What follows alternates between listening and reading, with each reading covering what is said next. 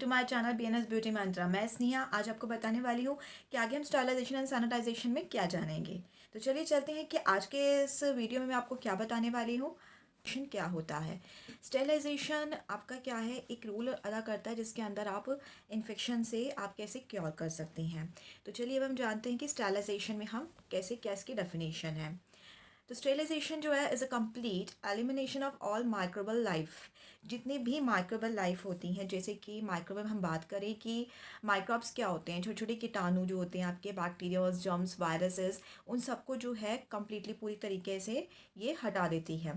तो sterilisation refers to any process that removes, kills or deactivates all forms of life, in particular referring to microorganisms such as fungi, bacteria and viruses।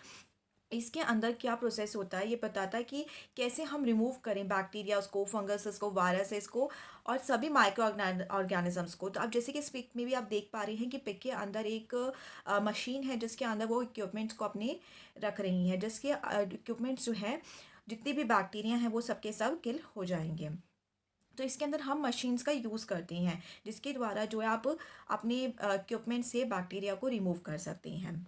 Next is methods of sterilisation. तो इसके क्या methods हैं? दो तरीके के methods हैं, ये physically agent के द्वारा भी होता है और थ्रू केमिकल एजेंट के द्वारा भी होता है। तो आगे हम इसके बारे में पता करते हैं कि ये दोनों चीज़ क्या होती हैं। तब ये दोनों हमें क्या बताते हैं? फिजिकल एजेंट हमें क्या बताता है? फिजिकल एजेंट में सबसे पहला आपका आता है ultraviolet rays. Ultraviolet rays आप सभी को पता है कि हमारे जो सन रेज होता है उससे भी हमारे अल्ट्रा वायलेट रेज निकलती हैं। तो जो अल्ट्रा वायलेट रेज होती है, कहते हैं ना, कोई भी अब जैसे आजकल कोरोना चल रहा है, कहते हैं कि धूप में बैठ जाओ भाई, बैक जो वायरसेस है वो मर जाएगा। तो क्यों मर जाएगा? वो जो अल्ट्रा वायलेट रेज निकलती है, सूरज से ऐसी किरणें निकलती हैं जिसके कारण वो वायरस जो है वो मर जाएगा, किल हो जाएगा, या कोई भी बैक्टीरिया जो होता है वो मर जाता है। तो ultraviolet rays are used to kill the microbe. UV light can have efficient inactivation of bacteria up to a distance of 8 feet on other side. Exposure time of 30 minutes is adequate। अगर UV light से किसी भी bacteria को मारना है तो हमें 30 minutes के लिए उस इक्विपमेंट्स को उस UV रेज में हमें रखना ही होगा। तो जैसे कि आप पिक में भी देख पा रहे हैं कि मैंने इसमें आपको एक मशीन दिखाई है जिसके अंदर UV लाइट है। तो इस UV लाइट से क्या है, आपके जो बैक्टीरियाज हैं वो सारे के सारे किल हो जाएंगे। जैसे इक्विपमेंट से आप कॉम यूज़ करते हो, अपने कोई भी सीजर यूज़ कर रहे हो अपने सैलून के अंदर, या कहीं भी आप यूज़ कर रहे हो, तो इसमें आप मशीन के अंदर रखोगे और आपके वो 30 मिनट्स का टाइम सेट करके आप इसके अंदर वो बैक्टीरिया मार सकते हो। इससे आप भी प्रोटेक्ट हो जाओगे और आपका क्लाइंट भी प्रोटेक्ट रहेगा कि वो बैक्टीरिया सारे मर जाएंगे। एक बात का और ध्यान रखना है, इस रेस को यूज़ करते समय आप ये ध्यान रखें कि ये जो रेज़ आपकी आँखों में ना लगे, क्योंकि कितना ही हो क्या है, ये एक रेज़ हैं, आपकी आंखों को भी नुकसान पहुंचा सकते हैं कि काफ़ी तेज़ रेज होती हैं। नेक्स्ट बात करेंगे अब हम लोग ड्राई टेम्परेचर की। अब ड्राई टेम्परेचर में क्या होता है, dry heat does most of the damage by oxidising molecules. इसके अंदर जो है ड्राई हीट होती है। ड्राई हीट कैसे होती है? एक तरह से इसके अंदर गर्म टेम्परेचर होता है, जैसे कि आप लोग माइक्रोवेव यूज़ करते हो या ओवन यूज़ करते हो, जस्ट लाइक ये वैसा ही होता है। The essential cell constituents are destroyed and the organism dies. The temperature is maintained for almost in 1 hour to kill the most difficult of the resistant pores। अब कुछ हमारी ऐसी इक्विपमेंट्स भी होते हैं जिनके अंदर पोर्स होते हैं, जैसे कि हम लोग अपने स्पॉन्ज ले लें। अब स्पॉन्ज जैसे होते हैं वो पफ़ी होते हैं और उनमें छोटे छोटे पोर्स होते हैं, जिसकी वजह से आप कहें कि वो बैक्टीरिया रिमूव कैसे हो पाएंगे, उसके अंदर घुस गए भाई। अब अंदर चले गए तो उसको कैसे मारोगे आप? उसको अंदर ऐसे मारोगे ताकि ड्राई हीट जो आपका ड्राई हीट मशीन है उसके अंदर आप उसको रखोगे और वो सारे बैक्टीरिया किल हो जाएंगे। नेक्स्ट चलेंगे अब हम वेट टेम्परेचर। अब वेट टेम्परेचर क्या है? वेट से ही पता चल रहा है कि वेट मतलब गीला। This method is really use in parlour, yes, but most use in hospital. ये हॉस्पिटल में ही अधिकतर यूज़ किया जाता है। Autoclave equipment use in sterilisation process at high degree temperature 121 degree Celsius for 30 minute. ये भी आधे घंटे के लिए आपकी 30 मिनट्स के लिए रखा जाता है। इसके अंदर आपके इक्विपमेंट्स आप देख रहे होंगे कि इसमें पिक भी मैंने आपको शो करी हुई है कि आप कुकर टाइप में एक तरह से आपको ये विजिबल हो रहा होगा, और आपके सारे इसके अंदर इसे ऑटोक्लेव कहा जाता है और ये पर्टिकुलरली हमारे हॉस्पिटल्स में यूज़ किया जाता है, क्योंकि हॉस्पिटल्स में बहुत ऐसे इक्विपमेंट्स होते हैं जैसे कि सर्जरी के टाइम पे इक्विपमेंट्स यूज़ किए जाते हैं। वो फर्दर ये नहीं कि आप जैसे सीज़र यूज़ करी गई, तो ये है कि उसको कैसे हम उसके अंदर जो बैक्टीरियाज लग गए हैं वो कैसे हम उसको किल करेंगे।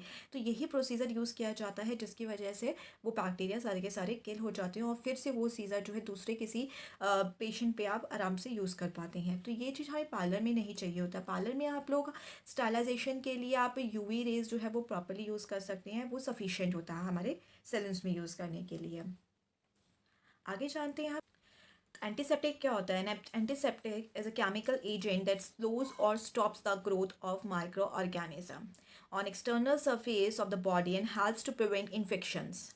Most chemical agents can be used as both an antiseptic and a disinfectant. Hand washing, cleaning skin before an operation, treating skin infections, and treating throat and mouth infections. तो इससे क्या पता चलता है, जो एंटीसेप्टिक होता है ये हमारे किस लिए यूज़ किया जाता है, बॉडी के सरफेस के लिए, मतलब ऊपर ऊपर त्वचा के लिए। जैसे आपको पिक्चर में भी शोन हो रहा है, सावलॉन ले लो, आप लोग डिटॉल लेते हो, तो ये क्या है कि एंटीसेप्टिक लोशन है। इवन किसी के बर्न हो चोट लग जाती है, चोट लग जाती है, तब आप क्या करते हो, एंटीसेप्टिक लगाते हो ना, कहते हो ना कि वहाँ से जो जर्म्स अगर कुछ भाई आ गए हैं तो वो एंटीसेप्टिक लोशन लगाओ, वो सही रहेगा, वो बैक्टीरियाज आगे नहीं बढ़ पाएंगे, वहीं पे स्टॉप हो जाएंगे।